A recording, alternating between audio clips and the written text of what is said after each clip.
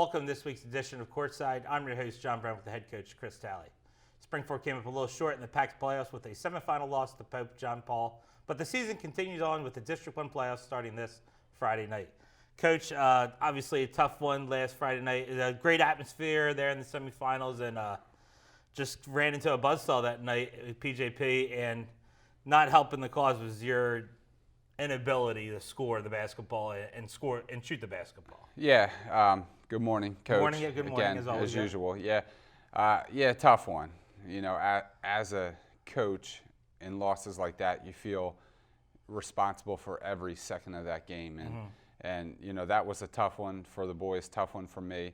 I need to do a better job of preparing them and pushing the right buttons and finding the right combinations, and you know, I wasn't able to do that. So you got no option but to move forward at this point, and that's what we're going to do. And you gave yourself a chance to get in the game with a really gritty win against a tough Upper Merion team in the final 6 game.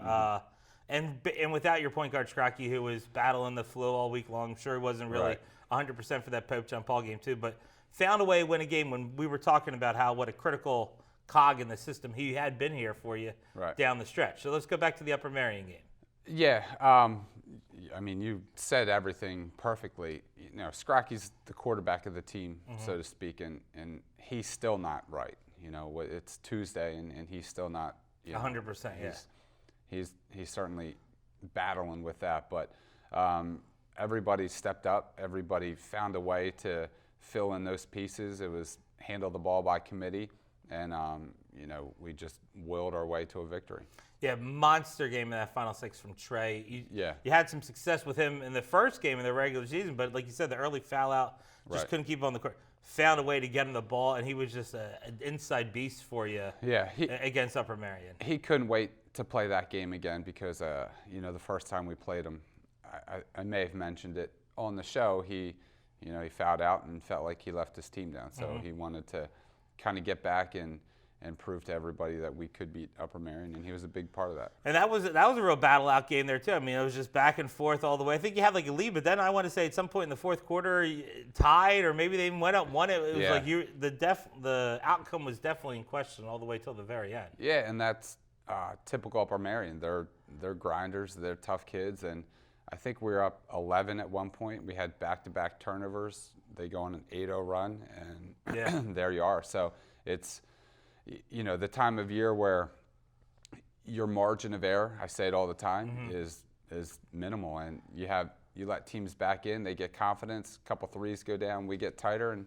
you know, that's what happened. I haven't seen the highlights here, but I'm gonna guess the Trey dunk is in the highlight film here package coming up here. So have we had the postseason dunk conversation? Like, I feel like, you know, like he missed one earlier. I said to him in class, I said, way to go back to it. You know, like usually you miss one, you're like, all right, I'm just gonna lay it. But that was really the exclamation point on that was a dunk in one situation.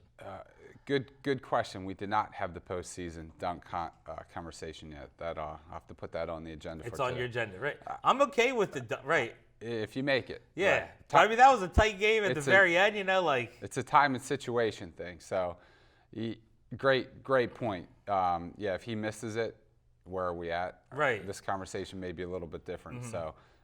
It went in. But I did love, I mean, like, it's one of the dunks you don't see. When you don't see a dunk coming and that happens, you're like, oh, okay. Like, especially in high school. Yeah, because he missed one earlier. It's tough to go back to the well after it, too. The one he missed, he got his rebound and put it in. So. He was just, I said to him in class, I said, you must be just padding your stats. And he gave me like a little nod, smile, that sort of thing. He wasn't.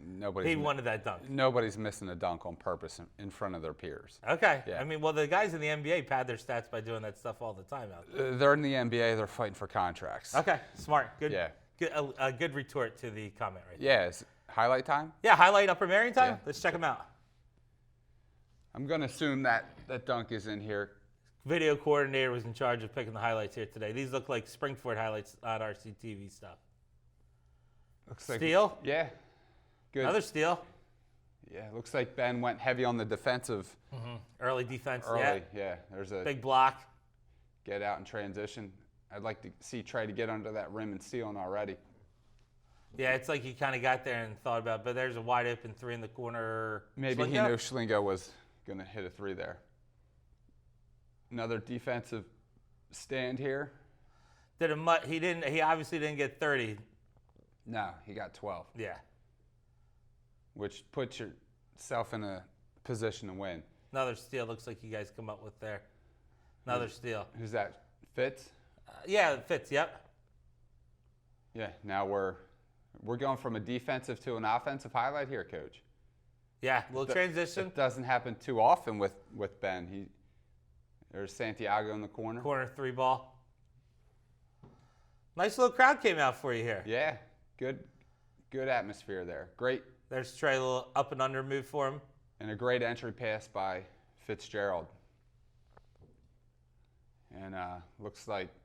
I noticed those blue pants you had going there for that final 6 game. Big 3 ball. I remember that one right there. Yeah, we were only up 1 at that point. And the blue pants. Thanks for that's maybe this. Here it is. There it is. Yeah. Oh, get a little close up of it. Yeah, that's a big time play. I think we were up 3-2. Maybe Yeah. It was definitely a 1 possession game when he Right. makes that dunk right there. Yeah. So a situation you better make it. Well, I'm glad that I brought something to the agenda to maybe talk about in the practice plan for the week here. It takes a village, Coach, right? You know, every angle here needs to be covered. Here's my question: are you okay? Sometimes I give you my tidbits, my thoughts in private conversations. You okay with it? Yeah. Okay, just making sure. And if I wasn't, would I? I don't know. This is a nationally broadcasted show here. Okay, as long as you're okay with getting my tidbits every once in a while. There's people that you're invested. You know the kids. You've coached here. You played here. We're of the same ilk, so to speak. So we're acquaintances, friends. We share Christmas cards, that sort of thing. We're in group chats. Okay, yeah. Group chats is what it is, right? Right. There. Not Snapchat. I passed. No. That's a strong pass on my part. Yeah. You too? I have Snapchat. I don't utilize it. It's just for my daughters utilize it. You're watching on the young ones. Yeah, they like the different filters. Okay, yeah. I don't know what any of this stuff, but good talk right there. Yeah. All right, so let's keep this part brief here. Then you play in the Final Four, so we get from 6 to 4. Yeah. And the matchup of you versus PJP. You played them early in the season at home. Right. Close game, but obviously a different basketball team for that PJP too, and obviously not the way you wanted to play. Yeah. Again, it's one of those games where you thought the kids were ready. We were prepared. They looked focused in the locker room, and then you come out and you don't foresee something like that coming. And credit to PJP, they were hungry. They wanted it, and they took it to us. Yeah, obviously the telling stat of the night, I think it was 1 for 17. Yeah. You guys shoot from. You're just not gonna. Doesn't matter who you play. Right. If you don't have a lot of good inside touches or whatever, which I'm sure a focus of theirs was. Yeah. It's going to be really tough to win basketball games. You said it the best. Got it all. Coach. Yeah. All right. Did Ben come up with some highlights from the game? There's only. Yeah, I'm we sure. got something. Director Andrew saying there's some highlights here. Let's check them out. Yeah. Now you're in the blue here on Springford Court. Which threw a lot of people off, especially with the Rams on the scoreboard and the home and away. Yeah. Sailor had to have a really tough time, and what side of the book you're on and everything like that. Yeah. It was, one of those nights that just. Was there a discussion about you being the Rams up on the board or no? Never a thought. If there was, you didn't hear about it. I was not involved in it. Yeah. So. Here you go, getting some steals. Yeah.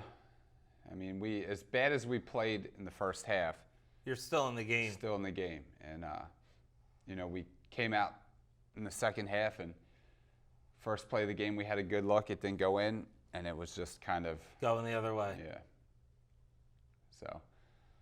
But we're getting some highlights here, Ben. You got your video coordinator. Yeah. There's Caleb Little, freshman there, put in the game, and that's his first 2 varsity points, which is great. Who's that? Nasir Cook on the steal. Lives still there. You giving some guys some fourth quarter minutes, see what they can do here. Just needed some energy. And you also, see what at some point who's going to be the future of the program here a little bit too. Yeah, give guys a taste of playing in front of a good crowd and in a big game. All right, Coach, good stuff right there. So packed playoffs done here. Before we go, you got a prediction on tonight's final: Pope John Paul versus Methacton. Methacton, just give you some tidbits here. Number 1 team in 6A. Pope John Paul number 1 in the 4 or 3A, whatever classification they are. So, right. Battle of 1 seeds in the district playoffs here on Springford Court tonight. You got a prediction? I mean, you have to go Methacton.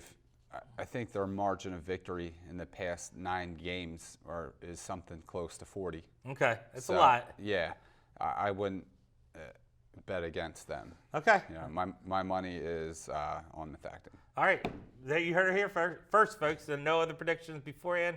Coach Shalley with the first one for tonight's Pack final matchup. That's it. All right, make sure you stay tuned through the commercial break as we'll preview the District 1 6A playoffs. Hi, I'm Peter. And there's nothing I love more than sharing vegetables with my friends. Come on in. Help yourself to anything. That's why we give our food the utmost respect it deserves. Did you know there are simple steps we can all take to help save food? You can cook it, store it, even share it. Just don't waste it. Because when it comes to food, better ate than never. To learn more, visit savethefood.com. Sure, I look cute now, but when my owner lost his job, it was rough. I was living on the street, and one night, me and this Cocker Spaniel got into it so bad, I wound up looking like an ice cream cone. I cried a little bit, but thankfully I got rescued, so I'm running, I'm jumping, all back to my old self. And I'm ready to give unconditional love, even if you put a lampshade on my head.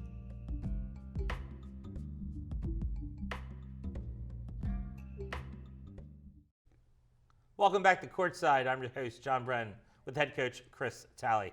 All right, Coach, we talked about it last segment. We're going to do a little District 1 6A playoffs. Right. 24 teams make the field.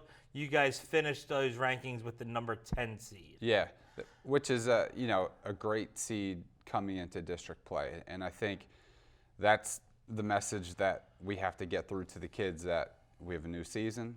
You know, that part of our season is over with. We can't look back on that, and we've put ourselves in a position to get a home game, and that's what's the focus. Right, you can see it up there. So the top 8 in the district get a first-round bye and essentially give themselves a home game to get an opportunity to go straight to states, because 10 are going to make the state playoffs. Is that right, Chris? Yes. So if you guys win this first game, at least gives you an opportunity, even if you lose the second, to get in a playback situation for yourselves too. Yeah, that's an excellent point. You know, that first bye gives you an advantage because you're essentially already in the playbacks. But the first round home game There's the top half of the draw. It looks like you can see the top seeds there: Methacton, Penridge, Chester, Lower Merion potential in the quarterfinals. it's a loaded top yeah. top part of the bracket.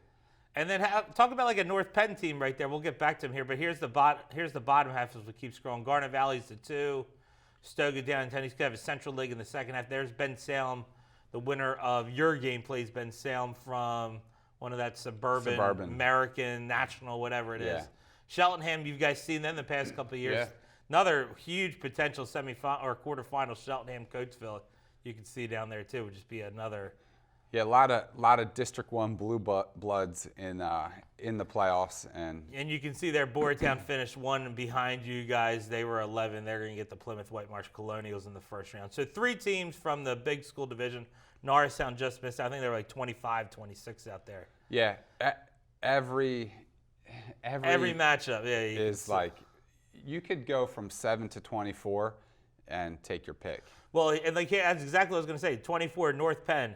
North Penn's last regular season game makes a Half court to beat Penridge to essentially get. Now they got a chance. They're in the field essentially. Like that's what you said. You make some shot, you do something. End of the game can be a season changer for you. It's a huge momentum for North Penn. What do they got to lose to play against CB West in that game too? And not only that, they beat Penridge, who just won the Suburban last night. So it's not like they upset a 20 seed or anything like that. They beat a pretty legitimate team out there too. They're Suburban 1 champs and have a first round bye and went to the state finals last year. So I guess the point is, we're the 10 seed, Wissahickons the 23 seed, Plymouth White Marsh is the 22 seed. Nobody cares at this point what seed you are. You get a home game that's basically, like how much can. I think that's a big thing here. Can we turn this home court into an actual advantage for us on Friday night? Tough thing. Kids no school Friday. We got to. I think the word has to get out. We could use the young people. It was the same last year. we were in the same situation. We got blown out by Methacton, although that was in the quarterfinals. You had even more of a layoff because you didn't play again in the semifinals. And we challenged the kids then. We're challenging the kids now. And the good thing is, last year we were able to advance to the state tournament. A lot of the kids on that team are back, and they know what it takes. They know how many practices they need to get under their belts in a good way, not just showing up and getting through and coming here and competing. So I'm excited for them. It's almost like a new season, a new start, and we had a great practice yesterday. All right, and your opponent's going to be the Wissahickon Trojans. Right. I think they finished their regular season 12-10. Yeah. A good little stretch post, like once they got into Christmas. January, Yeah. post-Christmas, good stretch for them. Played a really couple tough games against teams that are in the districts, found a way to win a couple of those out there. What do you know about Wissahickon? First off, Coach Wilson is a really good coach. He's been around District 1 for many years, has had a lot of success. And they've bounced it back before with like the 6 and 5A a little bit too. Yeah. They've had some success in the other draws too. Yeah. But one thing is they're going to be prepared. He does his homework. He runs a lot of good offenses. They're very disciplined. They have trick plays up their sleeves. The whole gamut. So we're going to have our hands full from that end. He was at our Pope John Paul game filming. So he's doing his homework as he should. Maybe a little. You've seen, Wissahickon play two pack teams though, because during the holiday tournament they played PV and Methacton. I think we have some highlights from Wissahickon versus PV. This is over the holiday break time. Yeah, this is an annual tradition. Here there, a little pressure. Wissahickons in the road blues, and you can see there's always a lot of ball movement, a lot of spacing, a lot of cutting, some flex offense. Their guards can shoot it. Banks open over holiday. Yeah, I mean that's what it's there for. Yeah. So just a very fundamentally sound team. They have that right there is Compass. He's their guy. He's an athlete. He's a basketball player. So it's a great test for us, but it's also an opportunity. There you go. There's like an out of bounds play that turns into a lobby. You can see right there is definitely a set play for them. Yeah, they're always looking for an advantage, and like I said, Coach Wilson is always finding deficiencies in the other team and exploiting them. So, and this is a game PV ended up winning. They held them. Yeah, look how low the score is here. You know what I mean? Like they got 20 here. It's the third quarter.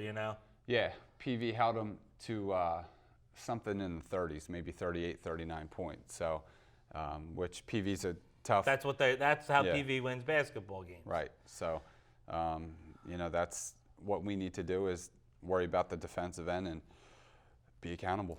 Yeah, I think a big thing you need I feel like is something with a sense of urgency in this game. Like, this is it. We don't find a way to win Friday night, it's over. Pack it up. Give me some uniforms, turn in. But a win turns into we can keep going. I think that's the big stage, especially with district basketball nowadays. Win and you can just keep giving yourself a chance. Right. Win and lose, and it's pack it up. That state playoff berth is important, and the kids know that. And at this point, they want to be able to say we are one of the teams that went to the state tournament. So I think they're rejuvenated. If practice yesterday was any indication, I think they're going to be ready on Friday night. It was a good practice. All right, Coach. Well, best of luck to you and the crew on Friday night. Valentine's Day. Yeah, bring your loved ones. Come catch a game. It's a 7 o'clock game. Yeah, you could go to a late dinner, something like that. Afterwards, you can make a full night out of the endeavor. You could get some appetizers prior. I think they got soft pretzels at the stand. You know what I mean? To turn into whatever. Yeah, lots of options. But show no love for Wissahickon. No love. No love for Wissahickon. All right. Well, best of luck to you and the crew. Thanks, Coach. All right. Make sure you tune in next week as we recap the District 1 game with Wissahickon. For the head coach, Chris Talley, I'm John Brennan. See you next time, Courtside.